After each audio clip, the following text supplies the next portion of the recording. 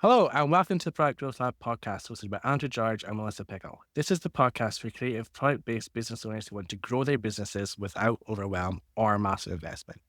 Each episode, we explore actionable strategies, real life stories, and insights from business owners and experts who know what it takes to succeed, whether you're just starting out or looking to scale.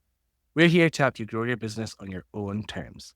Subscribe and join us each week as we dive into practical advice and inspiring stories to fuel your growth journey. This is the Product Growth Lab. Let's get started. Hello and welcome back. Today, we are talking about how you can drive organic traffic to your shop. That's traffic that you don't need to spend money on ads for. It's all completely free. It just takes time. You buy this traffic with time instead of with money. Yeah. And obviously, we all know why traffic is important. We get to reach brand new audiences, bring in more sales, and we can do it even if we don't have a ton of money to invest right now, which is perfect for small and growing businesses. Without traffic, you really don't have a business. So let's get into how to do it. Yeah. If you're looking for practical ways to increase traffic without spending a cent on ads, keep listening because we've got you covered with 5 strategies. So the first one we want to discuss today is using social media. I'm sure we already know this was going to come up, but we couldn't film this episode without mentioning it. Platforms like Instagram, TikTok, Pinterest, Facebook, there's a whole ton of social media platforms out there. This feels like the one that we shouldn't have to talk about that much because in reality, who doesn't use social media, at least on your personal side? But putting social media out for your business is slightly different. And we see it all the time with our students that sometimes they'll put out either they don't know what to put out, so they don't put out any social media. I fall into the I don't put out social media because I hate it. Or they're putting out stuff that is not relevant to driving sales. So when we look at content that you want to put on social media, yes, you want to talk about your products. You want to, if you're a maker, share the life cycle of building out a product. That's really cool stuff to be sharing on your business. Behind the scenes stuff is great to be sharing. Sales announcements and teasers. And no matter what, the biggest thing, getting people on your list and on your website. If you're not telling them to, hey, sign up for my email list for whatever reason you want them to sign up, or whatever they get out of it, I should say. We know why you want them to sign up, but for whatever they get out of it, be it a discount sheet, checklist, or whatever it is that you're using as a lead magnet. So you want to be constantly telling people, go sign up for my email list, or telling them, hey, go check out this website, go to this specific item on my website, those kinds of things. And if you're not doing that on social media, you're probably not using social media well for your business. And I think one thing to really notice is for most people, the social media sits at the top of your funnel. Often they're unaware people if you're doing things that get organic reach, which tends to be short form video is the big reach driver nowadays. They tend to be completely cold audience, and your job is to warm them up and maybe get them on the email list. And once they're on the email list, that's probably where you do most of your selling. I'm not saying you should never sell on your social media. You can still mention your products, obviously. But a lot of the time, it's a little bit more around kind of education, proving that you're a worthy business, showing that behind, if you're handmade, which a lot of people are, showing that you are actually handmade and not just one of those people who is ordering stuff from AliExpress and selling it as handmade. Hey, if you You want do to give order that stuff, I'm not going to throw shade on people who order who are resellers. No shade at all. But when you get that new stock in, that should be an excitement thing. If it's going to a warehouse, at least have a sample sent to you so that you can show people pulling it out of the box how awesome and amazing the thing is that you ordered. Yeah, show the quality. Using things like reviews out to social proof. There's a lot of weird stuff on social media. There's a lot of people begging and feeling like they're owed sales. I see a lot of that lately. Like I might have to shut up shop because they're posting all these likes and people are like, oh yeah, check out because we feel sorry for you. It's like engagement kind of thing. So we want to avoid that. But it really is all about visibility and getting those first people in. The And dang. I think it's really important to think about. You reminded me, I have a missed opportunity. Dang it. I almost died last month. Almost got hit by a car in our own driveway. I had the first reaction of, oh shit, we almost died. It's a hilarious video. I think looking back on it, other people were horrified. And then the next day it was how in the hell did this car do this? It jumped a loading dock to almost hit us. The day after that, I should have ran a hooray, we're still alive sale. That would have been hilarious. Not on the begging side, but it would have been a great opportunity for a sale. Using things like storytelling, showing that you're like a real person with real lived experiences. All of these things really work well at that initial stage when you're getting people in. you're really focused on visibility and really trying to show that you're someone that I can trust, someone that is worth buying from. Because there's a whole lot of people out there who are not worth buying from. So you need to stand out against that. Because it's often not the best person who makes the most sales. It's the one who can shout the loudest. Yes. I Yes. think we've all noticed that. And I want to add one more. When you're looking at social media, you have two tiers of traffic. Like Andrew's saying, that it's a funnel, just like any other sales process. You have your unawares, but your unawares are going to become your awares on social media. And something that I have noticed, we're going to talk about email later on, but when I send out emails to my list, I get some sales. When I then take that email and also post it to social media for my fans, I get a lot more sales. Our top tips are choose the right platform for you. Mhm. One where your people are going to be, which you need to know your people well enough to figure that out, and one where you're going to make consistent content. If you're not going to post, it's pointless. And if you're on Instagram, but you don't like video, even though Reels are the thing that's going to get you the most traction there, most likely, if it's not something you want to do, it's pointless. So figuring out a balance between it's what my people want to see, it what's going to work well on the platform, and it's where my people are hanging out. And finding the intersection there. Have those charts that overlap with the Venn three diagram. things. Like a Venn, a triple one. And try and post as consistently as possible. That always works really well. And I know if you go in the like business section on Instagram, it's where I am the most. It gives you like all these goals and things for consistency. So you can, there's a bit of gamification there. You need that can help. So you Not actually do posting the ghosting, things. engagement. Sorry. If you actually do the things that it tells you to do in that section, it does work. Wow, they gave me advice that actually works. I feel like that's rare for social platform. Yeah. You take some of the stuff they say with a pinch of salt, but things aren't consistent enough. Some of the, what's his face that does the Instagram stuff, some of the stuff he says is not Adam true in Mosseri? practice. Be careful there. Yeah. Don't always trust what they say compared to what they do. But the third thing to focus on is not posting ghosting. Make sure to engage with your audience. If they leave a comment on your stuff, reply to your comments. Look like you actually want to engage. If they message you, reply to messages. I never understand the point of those people who have social media profiles and like DMs are not checked. Do not send me. That's the sales side there. Okay, you maybe want the work life balance, but some personal Facebook, again, don't want people messaging you there for the most part. I don't really care. My Facebook is good for business these days. But you have an Instagram business account and you're like, do not send me a DM. I don't understand that. People are like asking to send you some money. Check the DMs. But with a lot of creativity and consistency, social media can drive a bunch of traffic to your store. There's obviously a ton more to that, but for keeping this podcast nice and sharp, that's what we're going to focus on today. Yeah. Traffic option number 2 here, strategy number 2 is collaborations and cross promotions. So this only works if you like people. I'm going to put that caveat ahead of time. If you don't like talking to other people, number 1, you might have a tough time in business. Number 2, this method might not be for you.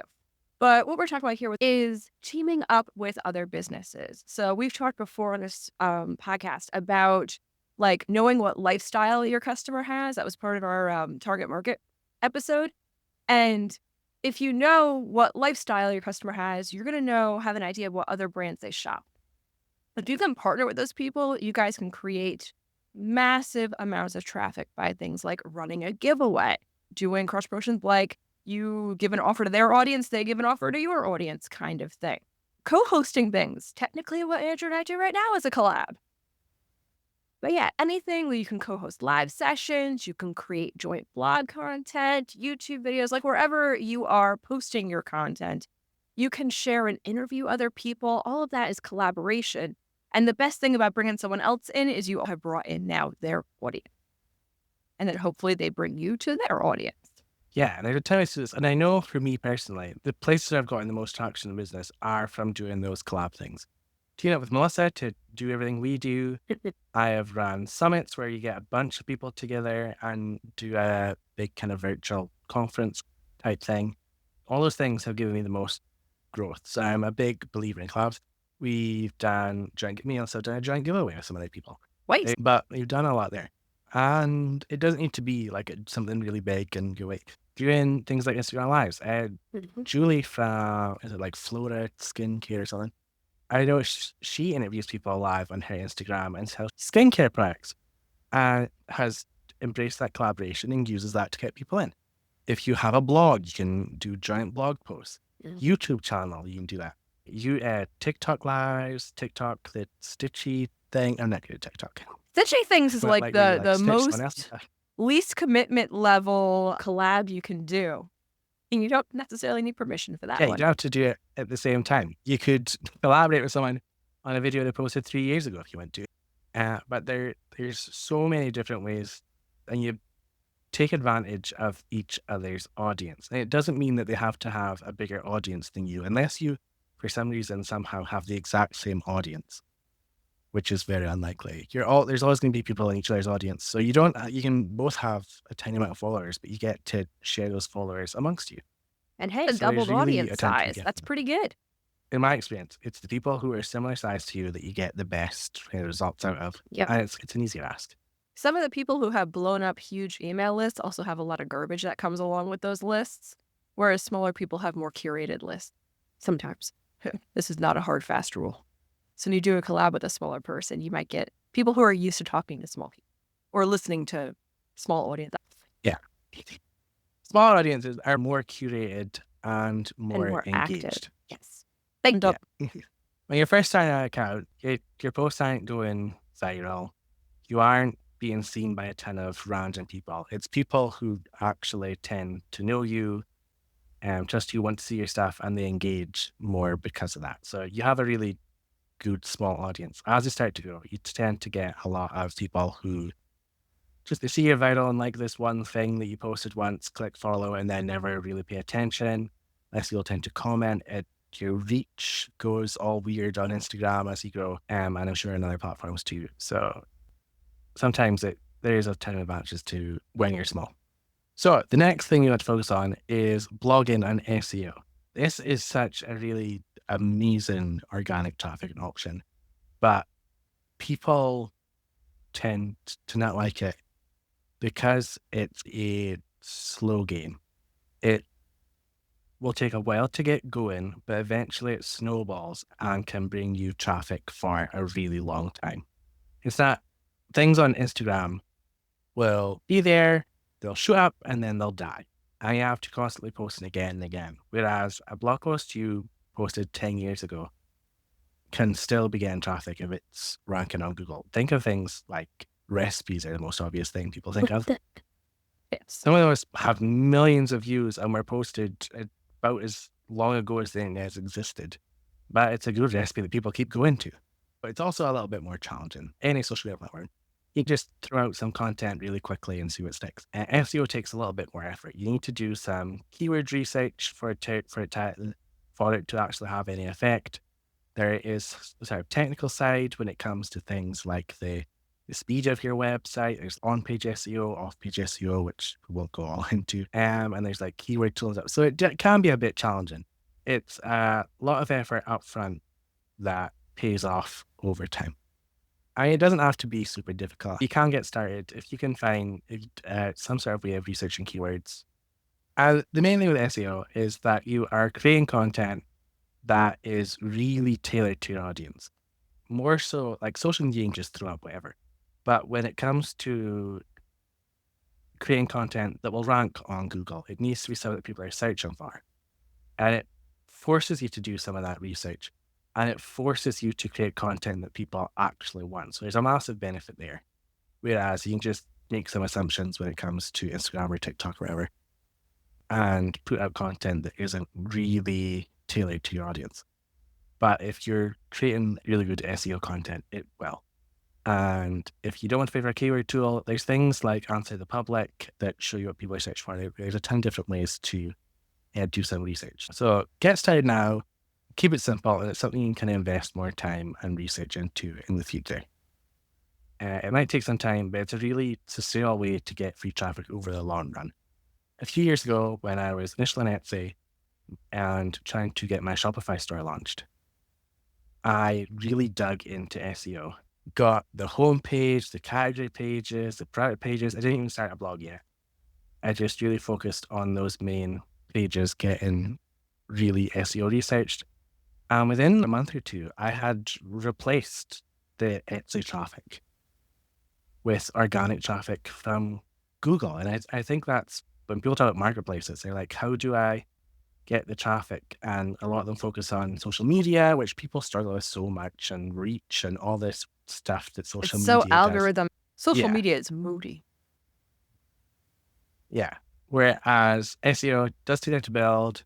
It's rarely overnight, but it's not unrealistic. So I've done it to say that you can replace the traffic. If you're on somewhere like Etsy or Amazon, you can replace that traffic. It just might take a little bit of effort, but everything does. Etsy is a SEO thing too. You have to do keyword research. So if you have some experience there, it does carry over in parts to the next thing I want to focus on is having really engaging email marketing and newsletters. And you This might is your think, fate. how is this a traffic thing? It is mainly for getting traffic to your site. It's from an existing base of people you've got. But we actually have to do some effort to get them out of Gmail and get them over to your website. With emails, you can directly reach your audience and you can bring them to where you want to go. Even if you have them on social media, as we spoke before, getting over to your website can be a real challenge. They don't want you to take Yeah, the try to get people off them. of them. Yeah, trying to get them to go to your bio is always difficult. You also have things like ManyChat that are trying to make that easier, but there's still a bit of effort and challenge in there. Things like email, where it's a click of a button, it's a little bit more control on you. You are going to have a much easier time getting people to go to your website. The inbox provider doesn't care that the person left the inbox provider. Like Facebook, Instagram, TikTok, they don't want you leaving that platform. So they're not going to showcase the messages as much. Email, is that got delivered or didn't get delivered? Or Yeah, got they delivered to, come but you have a higher chance. whether or not the email gets in the inbox, is it in spam, is it in promotions and all that kind of stuff. One of the things that Google and Yahoo and whatever else focus on is your click-through rate. They want you to get clicks to prove to them that you are a legitimate email sender. Whereas Facebook, Instagram, TikTok really just want their people to stay on their platform. And that's why like TikTok has TikTok Shop and stuff. They're like really focused on you don't want people to do anything off of TikTok. Whereas email, they don't want you to leave your inbox. They don't really care too much. They want people to be clicking links so that they can tell whether the content in the inbox is legit. Are you valid or are you a spammy spammer? Yeah. So great way, you can still use your emails to get more people on your email list or to your website.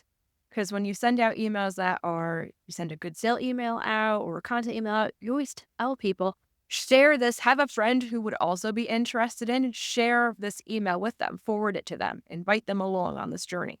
I have that in the footer of every one of my emails is sometimes uncasual to send it, but I also have in the footer of all my emails, did someone send this to you? Click here to sign up. And that gets them on my list. There's a button to do that.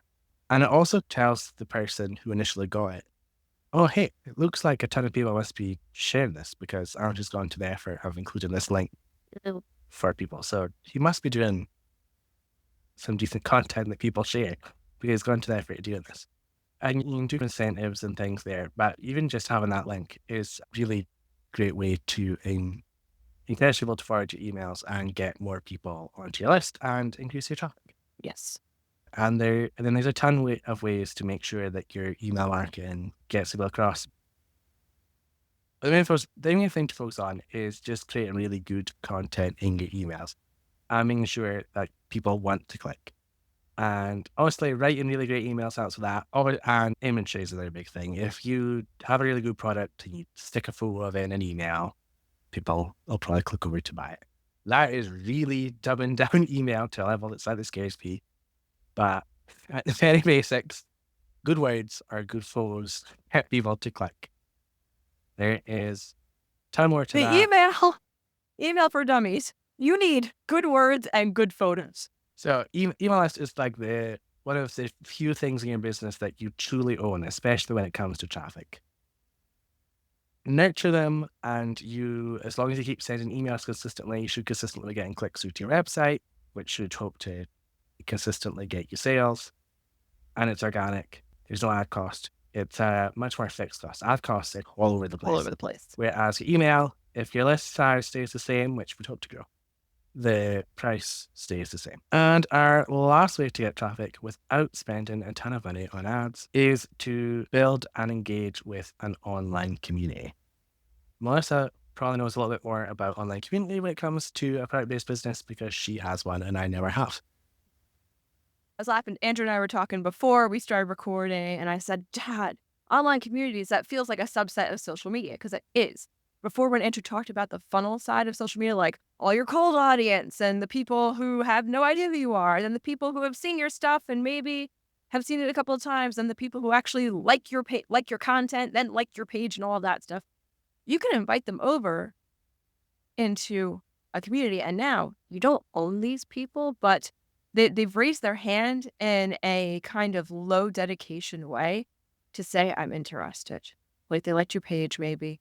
An email list might be at big level sign up depending on the social media platform, but a community, this is where like you have a lot more direct conversation with people. So if you have a private community, which I do, the Metals and Pieces Fan Clan, that I don't utilize as much as I should definitely get back on that, but I would host challenges and VIP parties and all kinds of really cool event things in there to get people hyped up. I would have those people vote on stuff that I was sending to celebrities, and they ate it up. It was so much fun for people in the community to be a participant in your business, more so than just a customer. So like with communities, the whole thought is like, how do kind of social media is I am showcasing the journey. A community is more like they're invited to take action in the journey in more ways than just sales. You get a direct line, a pulsing beat on your buyers, what they want. It's an easier way to pull, to ask questions, to interview. Andrew, we talked about collabs before. You can collab with your customers, with your online communities as well, and get interviews with that. And it's more that lifestyle stuff before. Any questions, Andrew? I feel like I just don't. Yeah, and it doesn't necessarily just have to be a Facebook group. Having comment sections on things like YouTube, I see a ton of communities kind of building there. YouTube's a big one. Comment sections under video. And I used to watch someone who did lives pretty much every day for hours. And the comment section, the live stream comment section, there's a whole community there. People knew each other. The people on the live stream knew commenters who were there every day. They like started to build a community around that. Yeah. And there's a ton of those type of places that you can do stuff. Facebook groups, Discord, Circle.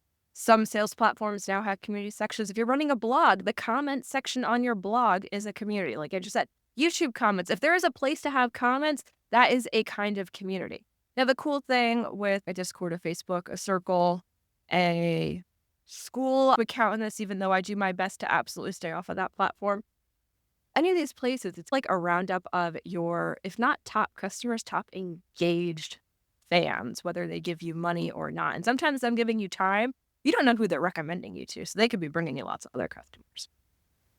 Community, another great thing with community, I'm going to say on this one is it's a fantastic melting pot to build an affiliate network for your products. But yeah, communities are really fantastic. People in your community can become advocates for you. If someone asks a question, some people answer it. And if someone comes to say something bad about you, people come to your defense. And I've noticed that in YouTube comments, I get some nasty comments on my YouTube, but there's one video that has a whole ton of comments and people watch it, and it gets enough traffic that if anyone says anything bad, people will reply and defeat them in the comments.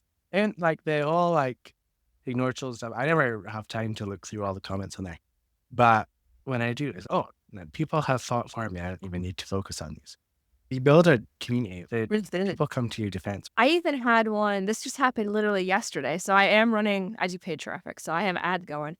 And I had someone on my ad tag me asking if it was me because the offer was a little different. The page view was a little different. This doesn't look like your website. Are you, Melissa? Are you being scammed? No, surely that's me. That's all me. Separate sales platform for my website, but it's still me. And then she bought me. She was okay. I wanted to make sure no one was scamming you. That's so sweet. It was so wonderful. But that's the power of community right there. Another great way to get more traffic. Those people, they become engage the community, they become advocates for your brand, and they're much more likely to go ahead and visit your website and make purchases, which is what Absolutely. we ultimately want. It's a much higher quality of traffic. You're really warming them up, as they say. When people come into your world, they're cold, and you warm them up, and that's when they're more likely to make a purchase. Today, we covered 5 ways to drive traffic without spending money on ads. We covered social media, collaboration, blogging, email, and community. Let us know which of these you've tried and how well they work for you. If there is one of these that you want us to really go deep on, or a couple, let us know that too, and we can do episodes specifically on some of these. And if you want to know what to do with those people, running a flash sale is a really great way to get some sales from them. And we have put together a free flash sale in a Snap guide that lets you create a flash sale that will get you more sales this weekend. Just go ahead and visit theproductgrowthlab.com/flash. Thanks for tuning in to the Product Growth Lab podcast. We hope you found today's episode insightful and inspiring. If you enjoyed the show, leave a review. It helps us reach more creative entrepreneurs just like you. Stay connected and keep experimenting. Follow us on your favorite podcast platform, and don't forget to join our community for more resources, tips, and support. Until next time, keep growing and creating. This is Product Growth Lab, signing off.